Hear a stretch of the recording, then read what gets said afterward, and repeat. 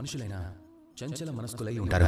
సరిగ్గా నీటిలాగానే నీరు కూడా ఎంతో చంచలమైనది, ఉత్సాహం ఎక్కువ. ఎప్పుడు ఉత్సాహంగా ఉంటుంది, ఎప్పుడెప్పుడు ఆకాశంలోకి వెళ్దామని తనని తాను రగుల్చుకుంటుంది, ఆవిరైపోతుంది. ఆ విధంగా ఆకాశంలోకి వెళ్లి మేఘాల్లో చేరిపోతుంది. మళ్లీ ఎప్పుడెప్పుడు నీటి చినుకులై వర్షంగా మారి ఈ భూమిపై పడదామని ఉత్సాహంగా ఉంటుంది. ప్రచండ వాయువేగాన్ని భరిస్తుంది, చివరికి కరిగి నీరైపోతుంది. ఇదంతా ఎలా చేయగలుగుతుందా నీరు? దానికి సమాధానం ఏమిటంటే, నీటికి దాని యొక్క ప్రయాణానికి లక్ష్యం, దాని ప్రయోజనం దానికి తెలుసు కనుక. నిజం చెప్పాలంటే ఈ ప్రయాణం అత్యంత మహత్తరమైనది. దురదృష్టకరమైనది ఏమిటంటే, మనిషి కూడా ప్రయాణం చేస్తూనే ఉంటాడు, కానీ అతను తన లక్ష్యాన్ని, దాని ప్రయోజనాన్ని తెలుసుకోలేడు. తను ఎప్పుడు కోరుకునేది ఒకటే లక్ష్యాన్ని చేజిక్కించుకోవాలని.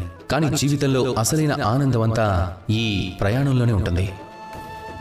ఆనందంగా ప్రయాణించాలి, కానీ లక్ష్యం దానికదే మన ముందుకొస్తుంది. ఏ వ్యక్తి అయితే ఈ ప్రయాణంలోని అనుభవాన్ని, అనుభూతుల్ని పొందగలుగుతాడో ఆ వ్యక్తి తన లక్ష్యాన్ని, విజయానుభూతుల్ని సొంతం చేసుకుంటాడు. ఈ జీవన ప్రయాణంలోని ప్రతి క్షణాన్ని అనుభవించండి, ఆనందంతో పలకండి. రాధాకృష్ణ.